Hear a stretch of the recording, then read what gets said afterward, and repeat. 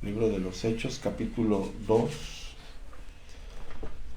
Y vamos a tratar de hacer esta lectura de forma alternada, versos 42 hasta el verso 47.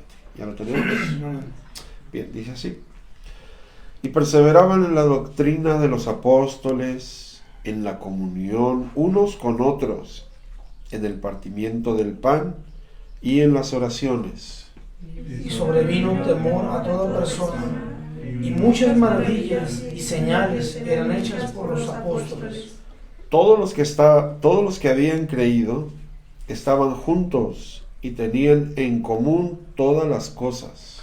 Y vendían sus propiedades y sus bienes, y los repartían a todos según la necesidad de cada uno. Y perseverando unánimes cada día en el templo, y partiendo el pan en las casas, comían juntos con alegría y sencillez de corazón, alabando a Dios y teniendo favor con todo el pueblo. Y el Señor añadía cada día a la iglesia los que habían de ser salvos. Amén. Para la gloria de Dios, pueden sentarse, muy bien. Bueno, hoy vamos a considerar un tema,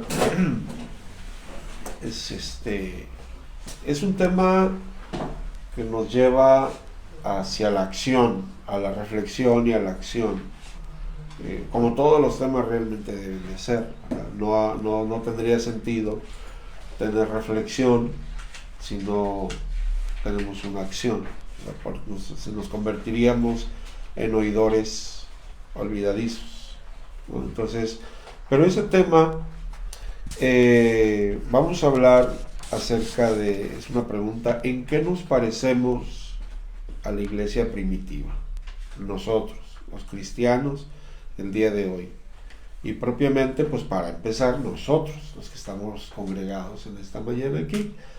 Y pero pues dicho sea de paso, ¿verdad? Para quien pretenda ser cristiano, o diga ser creyente o cristiano, analicemos, ¿verdad?, en qué nos parecemos nosotros realmente a la iglesia primitiva.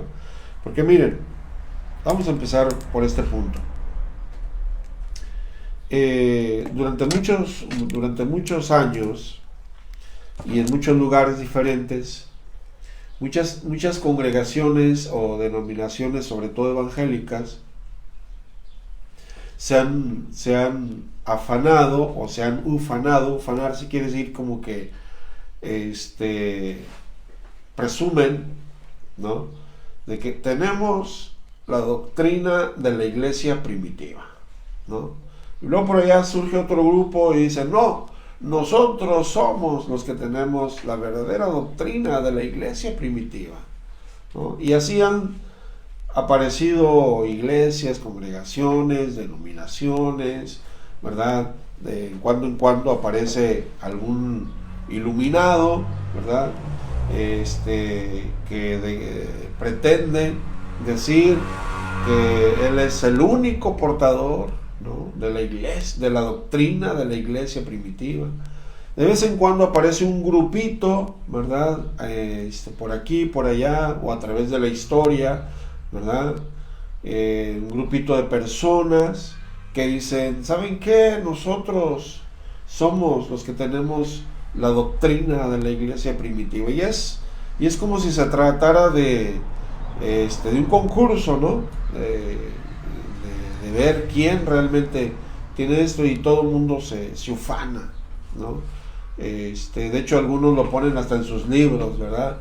La iglesia fulana de tal practica la doctrina de la iglesia primitiva, y nosotros somos, como por ejemplo la iglesia de la luz del mundo tiene la desfachatez, es decir, nosotros somos la continuación histórica de la doctrina de la iglesia primitiva. O sea, por favor, ¿no? Entonces, no tiene ningún sentido tener un cuadro doctrinal si no se ve reflejado en la vida de sus congregantes, ¿no? No sirve de nada tener una constitución doctrinal si en los hechos de la vida diaria no se refleja en la vida y obra de esa iglesia. Ahora, ya no pensemos solo como iglesia, sino en el plano individual, ¿no? En el plano individual, que de ahí parte todo, ¿no es cierto? Es decir, yo como cristiano, en mi plano individual contribuyo para que a nivel congregacional se refleje la gloria de Dios, o sea, la gracia de Dios, ¿no es cierto? Entonces,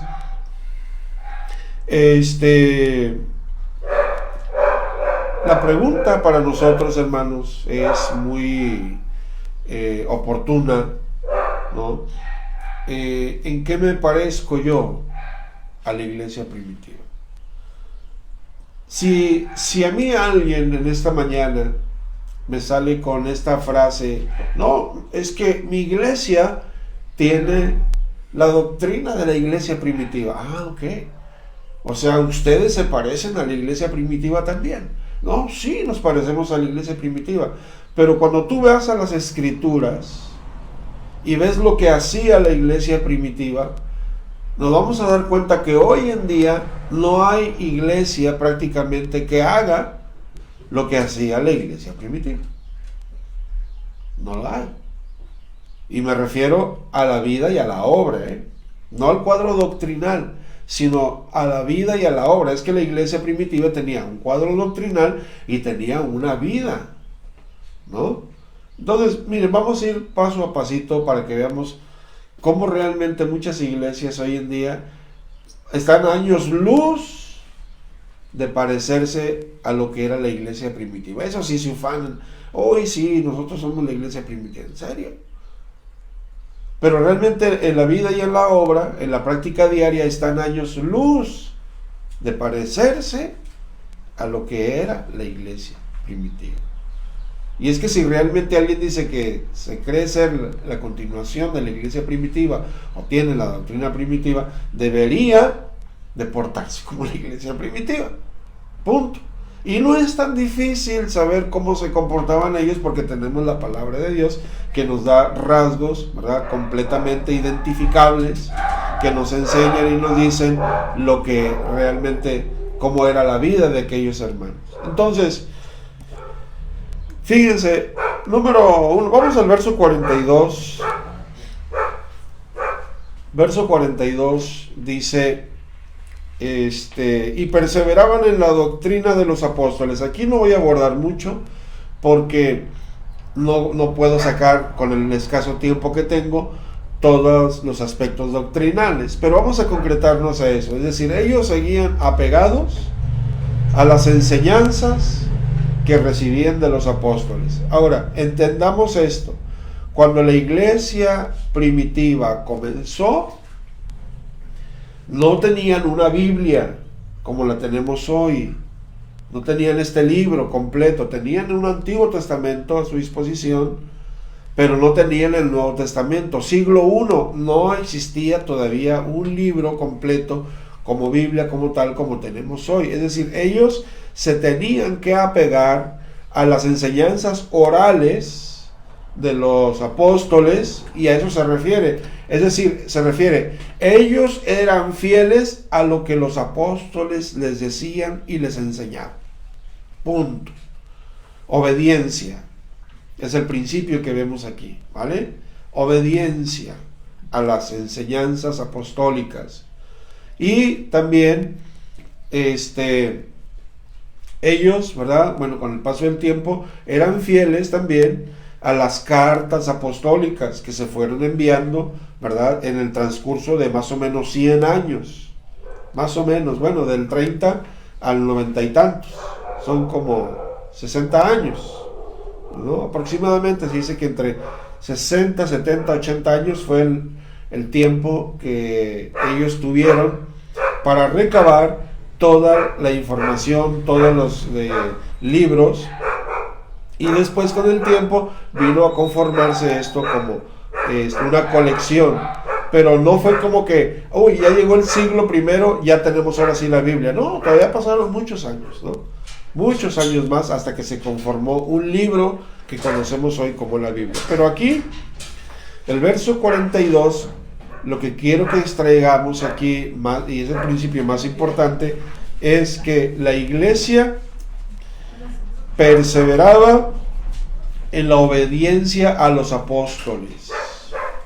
¿Okay? Eran gente obediente en su mayoría. Sí había casos, uno que otro por ahí despistado, que siempre los va a haber, desobedientes, rebeldes, contumaces, que quieren tener protagonismo. Eso siempre va a haber y siempre va a existir, pero en su mayoría la iglesia incipiente, la iglesia inicial, era un conjunto de gente humilde, y ya vamos viendo rasgos, ya vamos viendo rasgos de la personalidad, y vamos viendo rasgos del carácter de la iglesia.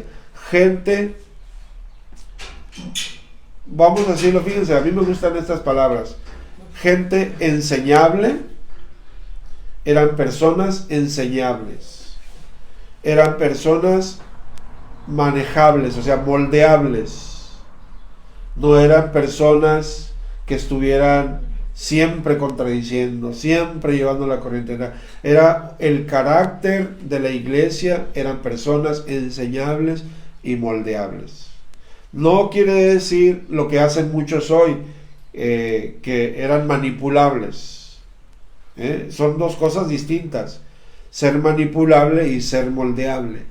El moldeable no deja de pensar, ojo con eso. Hoy muchas doctrinas te imponen, no te dejan pensar, ¿no? Apenas das un punto de vista, uy, estás mal tú, ¿verdad? Y ya te andan queriendo correr de la iglesia.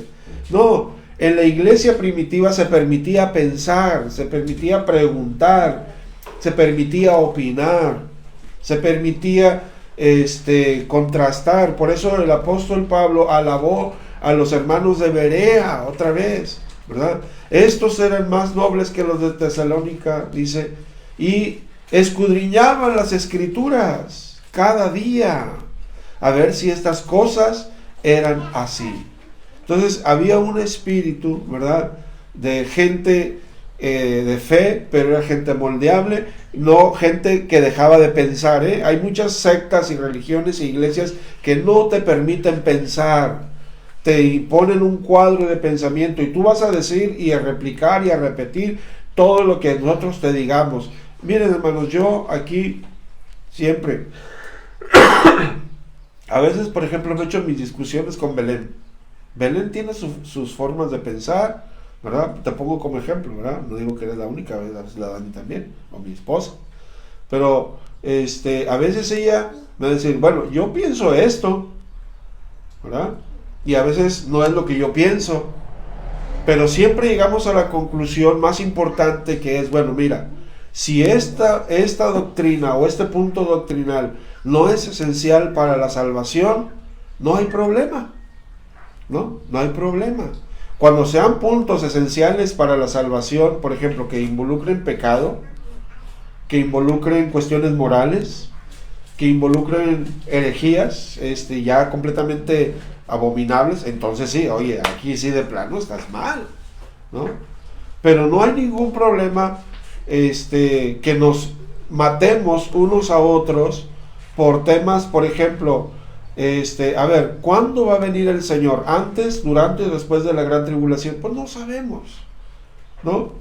Y no nos vamos a enfrascar en una guerra de muerte a que yo te imponga mi punto de vista y tú me impongas el tuyo, cuando realmente no es un tema esencial para la salvación. Porque miren, a ver, vamos a suponer que yo creo que Cristo viene después de la gran tribulación, un ejemplo, y ándale que de repente pues sucedió que Cristo vino antes.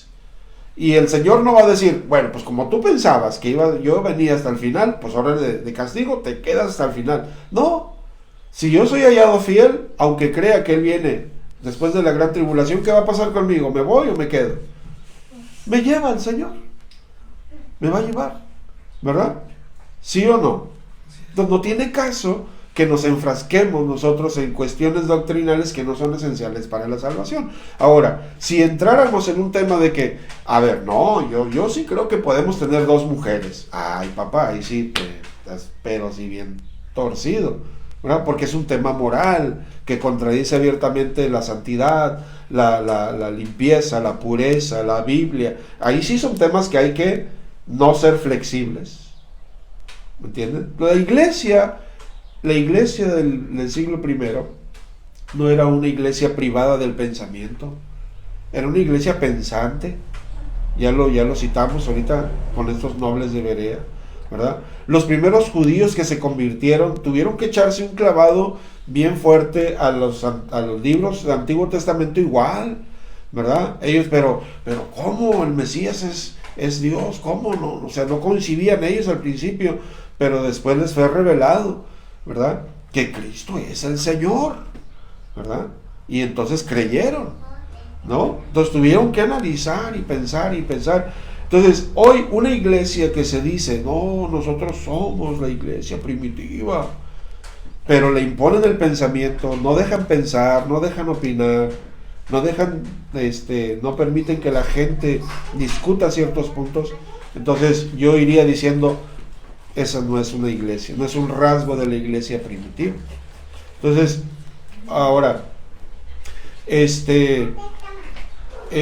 hay de discusiones a discusiones. Una persona que discute todo solo por fastidiar y llevar la contra, bueno, no diría que tiene un carácter cristiano, pero si un día nace una discusión entre nosotros sobre un punto doctrinal, ¿verdad? Que si la música, que si la forma de vestir, que si la forma de peinarse, que si puedo usar un broche en la cabeza, o que tus lentes son muy lujosos, o sea, son cosas que andamos por las ramas, ¿no? Pero las podemos discutir y las podemos analizar, pero siempre tengamos en cuenta esto. Vean cuántos son puntos que son determinantes para la salvación y cuándo no son puntos determinantes para la salvación. Y eso nos va a ayudar bastante, ¿ok?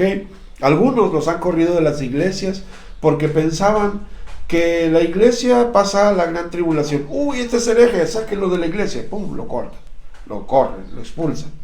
Otros, ¿verdad? No, pues el tipo de música, ¿no? Es que trae una música muy, pues como que media moderna. No, no nos gusta, aquí sáquenlo. Otros, no, usaba música, no, hombre, aburre esa música, ¿no? Otros, no, pues que no se use la música, etcétera. Puntos que luego, ¿verdad?, no tienen mucho que ver, pero se pueden discutir. Y el punto no es que nos mordamos, nos comamos nosotros como caníbales y nos terminemos haciendo daño. La iglesia podía pensar y debe de saber y debe de poder pensar hasta el día de hoy, ¿ok? Por ejemplo, otra vez, déjenme abundar un poco en esto, es que hay tantas cosas en las iglesias.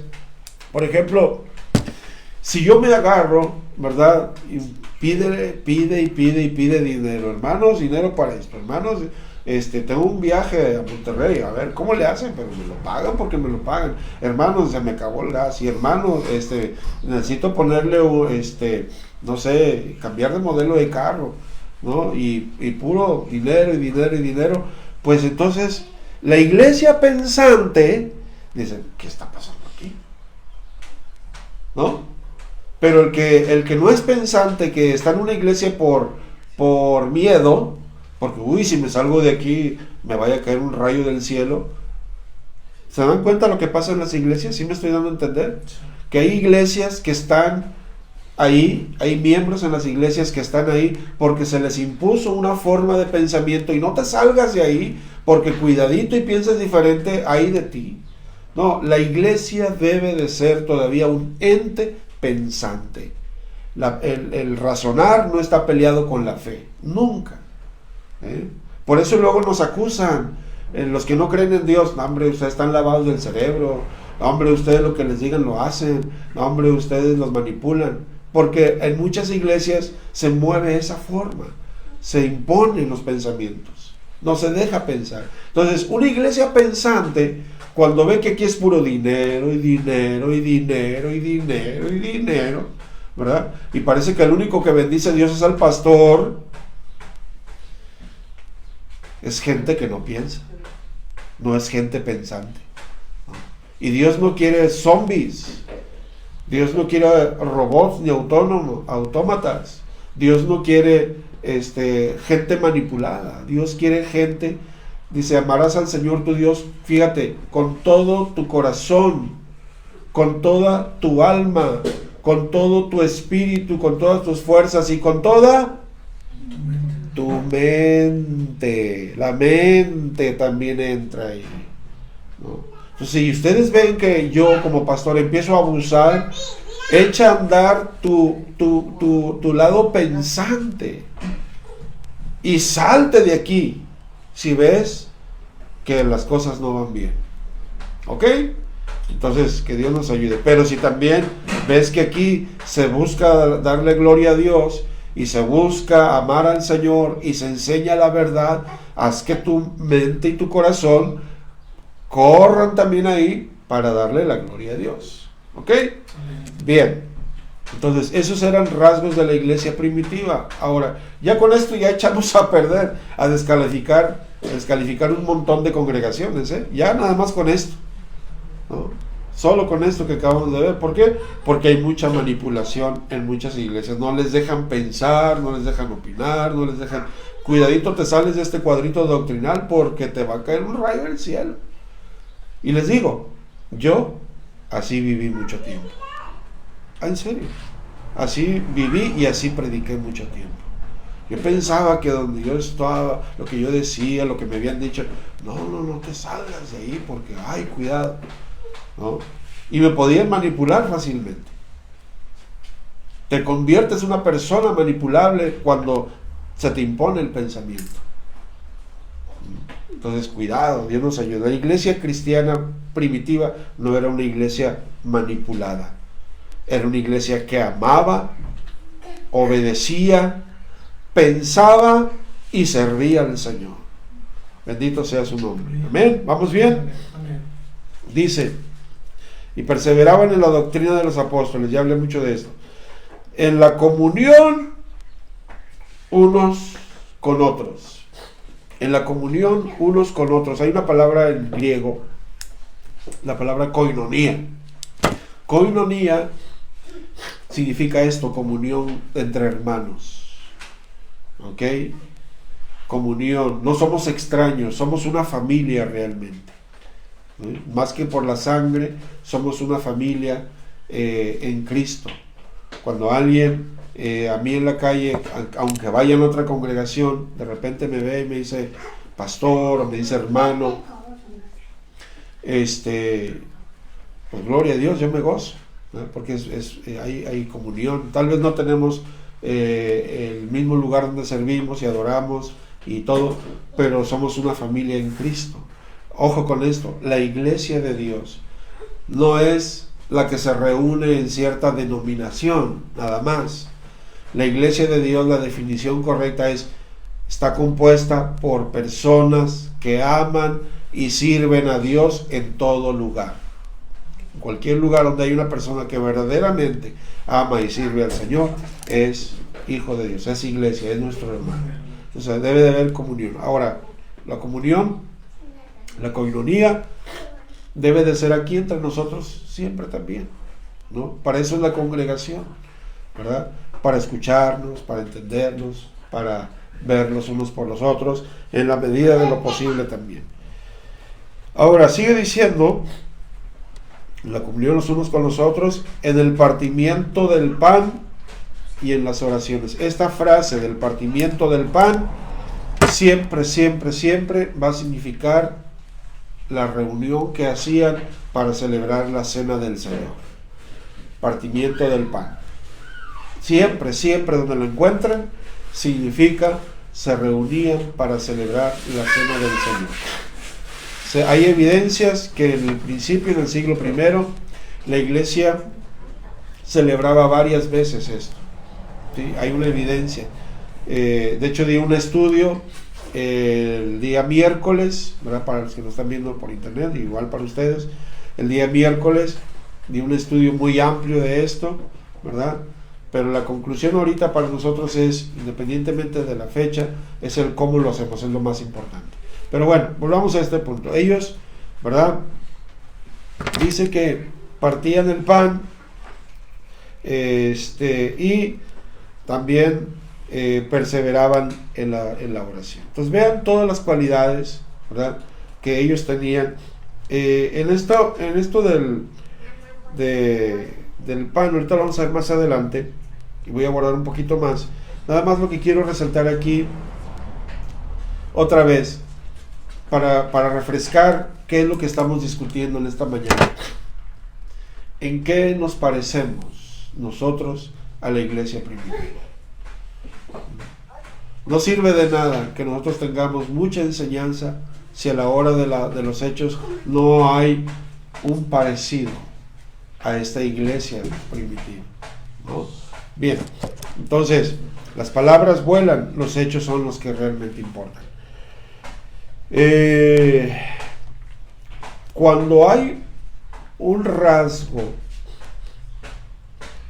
como estos, cuando hay un corazón obediente, cuando hay un corazón pensante, cuando hay un corazón sometido al Señor, Dios respalda.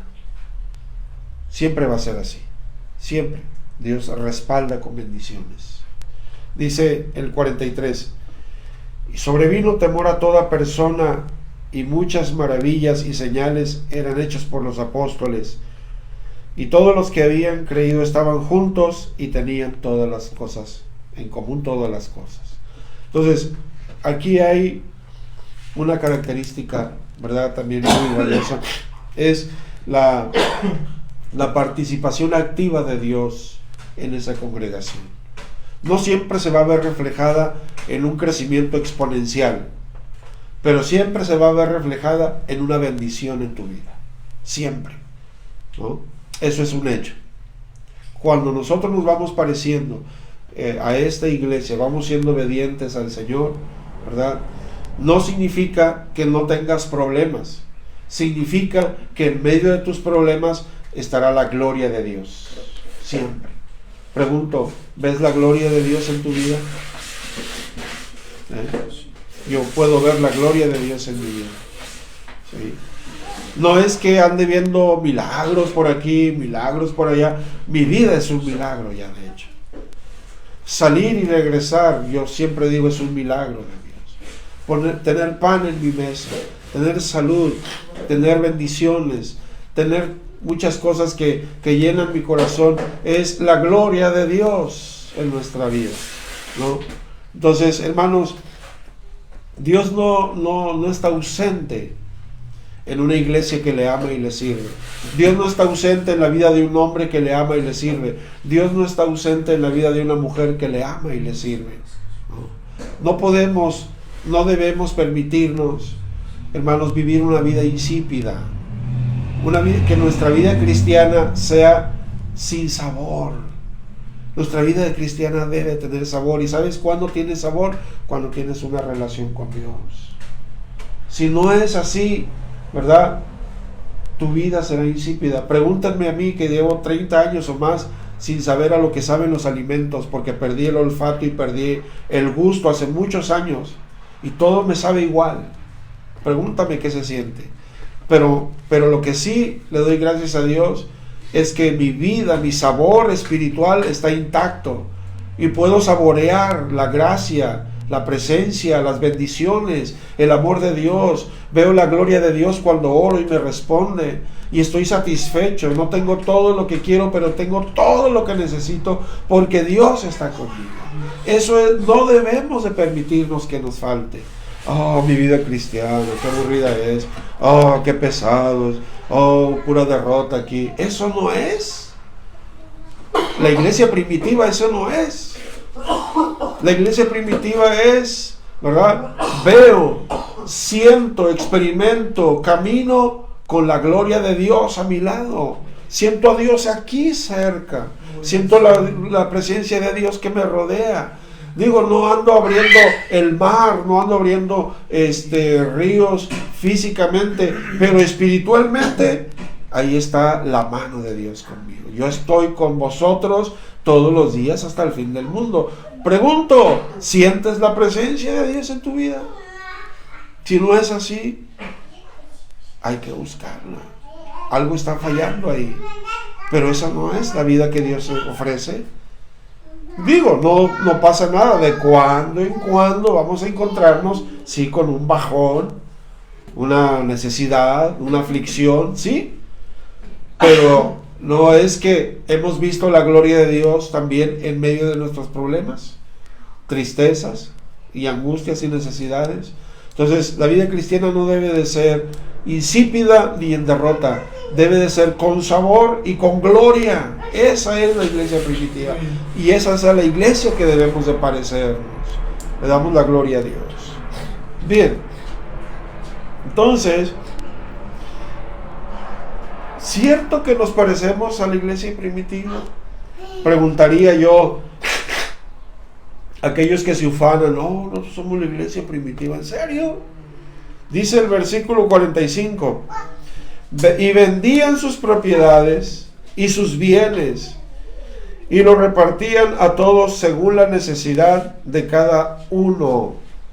Hasta ahí, este versículo, no, hermanos, este versículo, con este matamos ya otras 80,000 denominaciones, nada más con este versículo, de tantas que se ufanan decir, uy, nosotros tenemos la doctrina primitiva. ¿En serio? ¿Haces lo que hacía la iglesia primitiva? Seguramente no hacen esto, ¿no? Dice que vendían sus propiedades, los que tenían casas, los que tenían terrenos, los que tenían bienes, animalitos, iban y los vendían. Era una comunidad, ¿sí? No es que todo mundo lo hiciera, porque no creo que haya pasado así, pero había gente, mucha gente que tenía tanto, ¿verdad? Y algunos que no tenían tanto, que iban y decían, yo quiero dar, yo quiero bendecir, yo quiero ayudar al pobre, ayudar al necesitado. Y muchos de ellos iban y vendían sus casas y bienes y traían el dinero y decían para la viuda, para el huérfano, para el pobre, para el enfermo, para el necesitado. Miren, en la historia, hermanos, un tal Marx, un alemán, por cierto, que era Marx, un día propuso una corriente filosófica y política llamada comunismo. ¿Okay? Él propuso el comunismo como la mejor manera de forma política y social para el mundo. Y tuvo un impacto muy importante. De hecho, todavía hay rasgos de eso, aunque el comunismo realmente tal cual nunca logró establecerse, El comunismo puro y duro nunca logró establecerse, pero de ahí, ¿verdad?, derivó en una especie de lo que conocemos como socialismos.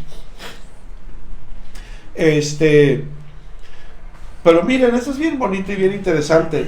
¿Saben por qué no funcionó el comunismo? Porque el comunismo estaba asentado sobre seres humanos no salvos, egoístas, hipócritas y no salvos, en una palabra. Pero la iglesia presentó lo que realmente puede funcionar como un verdadero comunismo, y estoy hablando no como una ciencia política, sino como algo que sale del corazón del hombre salvo. Fíjense lo que hacían.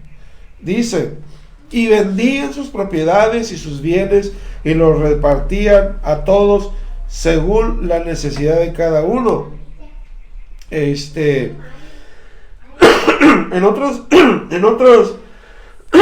el verso 44 da la palabra clave. Dice, y todos los que habían creído estaban juntos y tenían ¿cómo? En común. Comunismo. En común. Todas las cosas materiales. Lo tuyo es mío, lo mío es tuyo. No sé, era algo maravilloso. Impresionante. Perdón. Un corazón no salvo siempre va a ver por lo suyo. Siempre. Lo mío primero. Lo mío después. Y al último lo mío. Es egoísmo, ¿no? No digo que no haya por ahí alguien desprendido. Sí lo hay. Pero en la mayoría de personas no salvas se rigen, los seres humanos nos regimos cuando no somos salvos en ese sentimiento, en ese carácter, un carácter egoísta. Por eso vean, los rasgos de carácter de la iglesia primitiva era gente no egoísta. Era gente, ¿verdad?, liberal, era gente que podía compartir en amor, ¿no? Y bueno, si trasladáramos ese método, no es un método, es esa forma de vida, no es un método, es una forma de vida, y la trasladáramos a las iglesias de hoy, pregunto, ¿cuántas iglesias del día de hoy creen que practican esto? No creo encontrar ni una, porque hoy casi todo es, ¿verdad?, hermanos, la ofrenda para el pastor, y para el pastor, y para el pastor, y más para el pastor, ¿verdad? Y parece que hay pastores que son como alcancías rotas, ¿no? Le echan y le echan y le echan y le echan y nunca se llena el cochinito, ¿verdad? Dijera mi suegra, son como cochinitos fusilones. Dice que hay dos, ella contaba que hay dos tipos de cochinitos, el puerquito y el fusilón. Dice que el puerquito es el que engorda, ¿no? Come y engorda, y el fusilón ese come y come y come y come y nunca engorda, ¿no? Y lo digo con todo respeto, ¿no? Porque yo también creo ser pastor, pero no lo debo decir yo, ustedes son los jueces, pero creo que no es el dinero lo que me mueve, ¿no? Sino más bien llevar la palabra de Dios simplemente.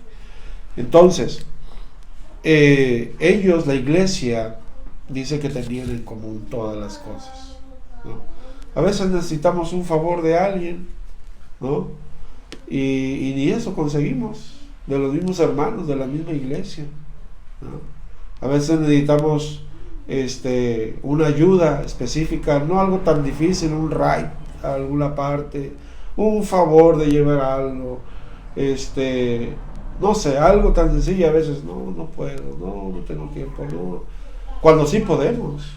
Yo no voy a hablar por todos, ¿no? Porque no conozco la vida de nadie, pero a veces, pudiendo hacer algo, no lo hacemos, y eso se llama pecado de omisión.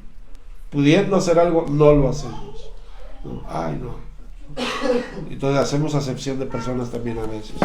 Pero bueno, vean, hermanos, los rasgos de la iglesia primitiva. Entonces, si traspolamos todos esos rasgos y tratamos de decirles a todos esos que andan circulando por ahí diciendo que tienen la doctrina primitiva, ¿en serio tienen la doctrina primitiva? Ahora muéstrame tu doctrina primitiva. ¿Cómo te la muestra? Pues viviéndola. Vamos a hacer una radiografía de tu iglesia conforme a estos parámetros, a ver si realmente te pareces. Ahora, yo no estoy tratando en esta mañana de juzgar iglesias, sino estoy tratando de enseñarnos a nosotros. Parezcámonos. A mí no me queda nada con juzgar iglesias, pero sí me importa enseñarles a ustedes y enseñarme a mí mismo también aquí. A partir de estas cosas, pensemos, ¿me parezco yo a aquella iglesia? ¿Soy yo como aquellos cristianos? ¿Hago lo mismo? ¿Soy una persona egoísta, avara, ensimismada? No me importan los demás, solo me importa a mí mismo, mis necesidades primero, después mis necesidades, y el último mis necesidades, y si por ahí sobra, pues ya veré, a ver qué hago. Eso sí, fíjense, cuando hacemos una mini obrita, decimos, qué santo soy. No funciona así. Bien, ya casi terminamos, ténganme paciencia. Entonces, ese comunismo que había en la iglesia procedía de un corazón salvo, ¿ok? Tenían todas las cosas en común. Bendito sea el Señor. Ahora, verso 46. Y perseverando unánimes cada día en el templo, y partiendo el pan en las casas, comían juntos con alegría y sencillez de corazón. Esto de aquí se le la fiesta ágape. Hay varias cosas aquí en este verso, pero les voy a explicar un poco de esto ahorita. La fiesta ágape era que la iglesia, bueno, a ver, paso por paso. Cuando dice aquí que perseveraron cada día en el templo, no se imaginen que tenían un templo los hermanos. La iglesia primitiva no tenía templos. Ojo con eso. Fíjense, estamos hablando del libro de Hechos. Jesús acaba de morir y de resucitar y ascender al cielo. Estamos hablando de los primeros meses de la iglesia. ¿Qué quiere decir? ¿Se fue Jesús y se agarraron a construir templos? No, no tenían templo. Aquí se refiere al templo de Jerusalén. Los primeros convertidos fueron judíos. Entonces ellos como judíos todavía iban al templo, pero no iban a hacer los sacrificios tanto del templo, sino ellos se reunían ahí para predicarles a los demás judíos, que era lo que el Señor hacía. Los apóstoles ahí iban seguido a predicar. Pablo y Juan iban juntos al templo, y ahí había un paralítico. Entonces ellos iban al templo a predicar, porque ahí se juntaban todos. O sea, la intención del pueblo judío ya estando ahí en el templo es que ya llevaban el propósito de una adoración, y ahí ellos cada día iban y les predicaban a los otros judíos, y los primeros cristianos también los acompañaban e iban ahí y les predicaban. Y resulta que cuando a veces alguien venía que no hablaban el lenguaje, ¿verdad?, del idioma, porque había judíos que nacían en otras tierras y no habían aprendido más que el idioma local, y venían, dice que en las congregaciones, que eran en casas, eran en casas, las congregaciones eran en casas, y estando ahí en la congregación, o sea, por ejemplo ahorita como nosotros aquí estamos en una casa, así era al principio, ¿no? Llegaba un judío de otra tierra lejana que no hablaba el idioma local de ahí, sino el local, su lengua materna de allá donde había nacido, y venía, y entonces Dios había dado un don que se llamaba el don de lenguas, ¿no? Y había dado un don que se llamaba el don de interpretación de lenguas. Entonces de repente el Señor le daba ese don de idiomas, que es la palabra correcta. Dios le daba el don de idiomas, y entraba, no sé, un ruso, y cualquiera de ustedes se levantaba hablando en ruso las maravillas de Dios y el evangelio de Jesucristo, y aquel que hablaba en ruso entendía y decía: wow, ¿y estos cómo le hacen? Es el poder de Dios, es el Espíritu Santo. Entonces él decía: wow, esto es milagroso. Y eso era una señal no para la iglesia, sino para el inconverso. Ahí es donde se confunden mucho. Es que tengo que hablar lenguas para ser salvo. No, no es una señal para la iglesia. Era una señal para el inconverso, para el que no se había salvado, para que viera la gloria de Dios. Y eso se ha malinterpretado terriblemente mal. Tienes que hablar en lenguas y en otros idiomas para ser salvo. No, estamos bien perdidos ahí.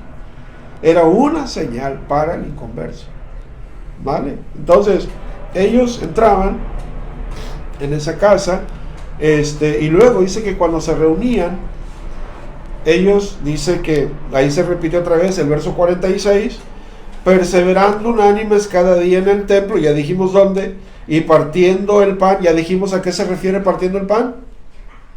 ¿A qué? A la cena del Señor. En las casas, dice, y comían, ¿cómo? Juntos, con alegría y sencillez de corazón, ¿verdad? Por eso yo me gozo cuando el hermano Fer ve los burritos, ¿verdad?, que servimos aquí, y se goza. Bueno, pues gloria a Dios, estamos recreando lo que pasaba allá, ¿no? Cuando convivimos juntos, cuando almorzamos así, pues gloria al Señor. Entonces esta fiesta era como una fiesta, ¿verdad?, que se llamaba la fiesta, no tenía un nombre en sí, pero históricamente se le conoce como la fiesta del ágape. La palabra ágape puede significar varias cosas: una fiesta de amor, o sea, una fiesta desinteresada, humilde, sencilla. Pero la palabra ágape también significa un amor desinteresado, un amor que no piensa en mí mismo, sino es un amor que me hace ver primero tu necesidad y luego las mías. O sea, te pongo en primer plano. Ese es el amor ágape, ¿no? No es el amor egoísta, es todo lo contrario al amor egoísta. Es primero tú, qué necesitas, y después yo, pero estoy dispuesto a ver primero por ti. Eso es el ágape, ¿no? Y por eso quisimos ponerle ese nombre a nuestra escuelita. Entonces hermanos, y dice, comían, fíjense cómo, comían juntos con alegría y sencillez de corazón, ¿no? Entonces, hoy, si se hace un convivio, fíjense, si se hace un convivio en las iglesias, realmente se junta nada más la pura familia de una, por allá la otra familia otra, por allá la otra familia, o sea, es como que cada quien por su lado, estamos juntos pero no revueltos, ¿no? En los convivios de las iglesias, por lo regular así es, ¿no? Y eso no era como que mucha comunión, ¿no? Pero en fin, dije, no me paro a juzgar iglesias, cada quien sabrá, pero estos, ¿verdad?, tenían una comunión impresionante. Y casi terminamos. Verso 47 dice, alabando a Dios y teniendo el favor con todo el pueblo, y el Señor añadía a la iglesia cada día los que habían de ser salvos. Entonces, alabando a Dios y teniendo el favor con todo el pueblo, son también características, ¿verdad?, de una iglesia. Es decir, no eran gente problemática, no eran vecinos que, o sea, no eran cristianos que ni los mismos vecinos los querían, ¿no? Tenían favor con todo el pueblo. Yo puedo estar en paz con mis vecinos aquí de lado, ¿verdad? Que aunque la vecina no hable mucho, bueno, estar en paz. Y puedo estar en paz con mis vecinos de aquí de lado, ¿verdad?, que son unos ancianitos, les hablo, don Manuelito, doña Praxedes, buenos días, ¿verdad? Y aunque ellos saben que somos cristianos y les hemos hablado, ¿verdad?, mínimo que no digan, uy, esta gente qué problemática es, ¿verdad? Todo le molesta, de todo se queja, siempre tira basura, siempre hace esto, no le podemos ni pedirle un favor, no, mínimo tener en paz a nuestros vecinos. Ahora yo me pregunto, ¿cuántos hermanos de las iglesias están bien con todos sus vecinos que los rodean, ¿no? Entonces eso debe de pasar cuando nosotros somos cristianos. Digo, si alguien no nos quiere, pues nosotros debemos al menos, ¿verdad?, dice, en la medida de lo posible, tener paz con todos los hombres. Ya si alguien no te quiere y te echa el carro encima, bueno, pues ni modo, ¿qué le hacemos, verdad? Hay que buscar la paz de todas maneras, no pagando mal por mal. Entonces, todos estos rasgos son finalmente los que realmente importan. De nada sirve tener un librito o un cuadrito de doctrinas o un cuadro doctrinal, o que me estén remachando cada domingo, somos la iglesia primitiva, y nosotros la iglesia fulana de tal, con el logotipo tal, somos la verdadera iglesia. ¿En serio? Bájese, hermano, de ahí y dígame en qué parte de su vida se parece usted a la iglesia primitiva. Ya le dije, ¿no? Bájese de ese púlpito y dígame aquí en qué parte de su vida usted se parece a esa iglesia. No, es que tenemos la doctrina, ¿y qué? Muéstrenlo en su vida, ¿no? Mostrémoslo en nuestra vida, mostrémoslo en nuestro carácter. No es que vamos a ser perfectos, pero sí, con la ayuda de Dios, ser gente enseñable, entregada a Dios, en victoria, en comunión con nosotros, ¿no?, en un amor desinteresado, y en estos rasgos que hemos visto en esta mañana, con la ayuda bendita de nuestro Dios. Yo espero que Dios les bendiga a todos y les guarde. Vamos a entonar una alabanza y pues todo haya sido para su honra y su gloria. A los que nos vieron aquí en internet, bendiciones.